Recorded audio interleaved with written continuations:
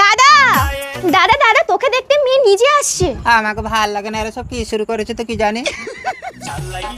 এই শুভ, তুই ঘরে যা। আসুন আসুন আসুন আসুন বসুন। এখানে বসতে আসিনি, ছেলেকে ডাকুন, কথা বলবো। দিদি, মেয়ে কি বলে? চুপ কর ছোট, এখন যুগ পাল্টে গেছে। এই শুভ, হ্যাঁ মা বলো। এই কথা বল। এই মালটা নাম কি? আমার নাম শুভ। বলছি কাজ বাজ কি পারো? আমি একটা হাই স্কুলের টিচার। চলবে না চলবে না, চল। চাকরিওয়ালা ছেলে চলবে না? বলছি আপনাদের বাড়িতে আর কোনো ছেলে আছে? এই আমি শুভর দাদা, শোনা কেন, কি হয়েছে? ও আমার সোনা, তুমি কি কাজ পারো? আমি থালা বাসন মাজতে পারি, রান্না করতে পারি, বাচ্চা সামলাতে পারি, বললে তোমার কাপড় ছায়াও ধুয়ে দিতে পারবো। মা, আমার এই ছেলেকেই পছন্দ, আমি এই ছেলেকেই বিয়ে করবো।